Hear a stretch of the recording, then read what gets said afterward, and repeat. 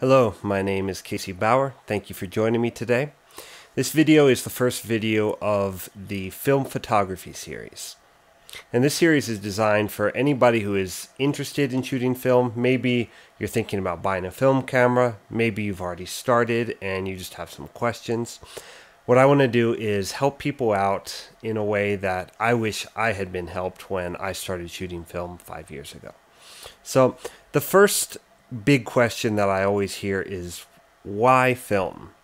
Right? We're in the year 2020 and we have literally everything digital at our disposal. So why would we bother with film? Is there something special about it? Can you get better results than digital? Those are all things I'm going to talk about in these series. But specifically when we talk about why film, I want to give you guys 4 reasons that I believe film is worth shooting in the year 2020. The first reason is that film will improve your technique. So the interesting thing about these cameras, take this Nikon N80 for example, is that obviously it doesn't have an LCD screen. So when you take a picture, you have no idea if it came out or it didn't until you actually get your negatives back. And what happens is that at first you're very, very unsure about how you're doing. But after you get a couple rolls under your belt, you start to see your images and realize, that came out well or that didn't come out. And you learn to adjust so that you are then very careful with your compositions and also your exposures. So as you gain experience shooting with film, your exposures get better, your compositions get better, because you're not sure at first if you actually got them right. It takes that experience, shooting a couple rolls, practicing. Ideally, you write down your settings when you're first starting so you can look back and see how you did. But what I find is that shooting film, it really perfects your technique. You inevitably get to know your camera really, really well, and you also understand its limitations and also how to work around those limitations to get what you want. So shooting film will inevitably improve your photographic technique, and that can only help to make you a better photographer. Reason number 2 is that film will spark your creativity.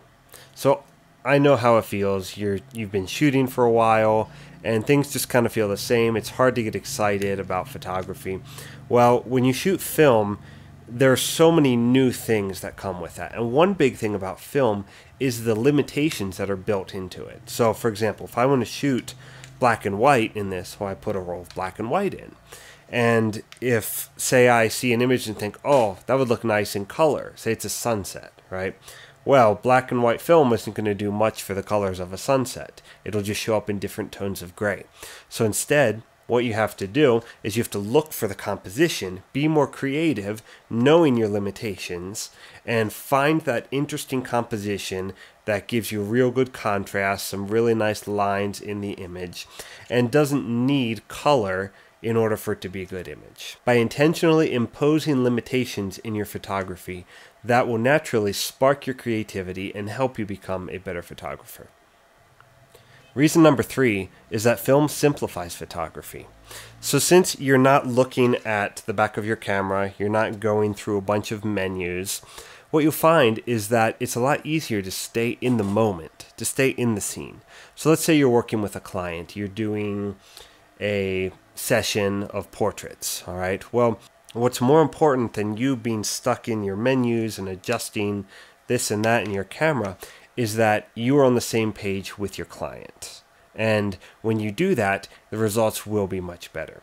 Maybe you don't shoot portraits or weddings or whatever. Let's say you're a landscape photographer. Well, what I find is that when I'm out in the field and I'm not looking at my camera, I'm a lot more connected and I feel like I'm in the scene of nature and I'm much more aware of what's going on around me. And that's a very good thing because I start to see different angles that I didn't see.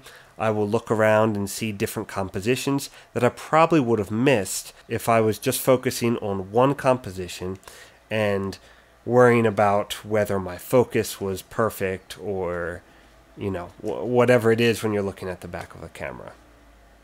Simplicity in photography opens up the door for you to be more creative, for you to be in tune with your subject, for you to be more aware of your surroundings, and that helps you be a better photographer. The fourth and final reason is that film is just fun. You have tons of different cameras you can choose from, tons of different film emulsions you can choose from, all different kinds of formats. This is 35mm, but you can do 6x6, 6x9, 4x5, 8x10.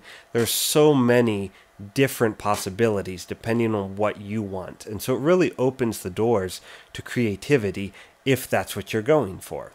The other thing that I really enjoy about film photography is the delayed gratification, where you may not develop your film right after you shoot it. In fact, most cases you won't. I have a couple rolls that were taken about a year ago on my honeymoon, and I know where I took the images, but I don't know exactly what's on them. And so I'm really excited to see those finally and kind of relive the moment when I made the images. So that's 4 reasons that I believe film photography is something worth entertaining in the year 2020. I hope you enjoyed this video. In the next video, we're going to be talking specifically about the different types of film cameras.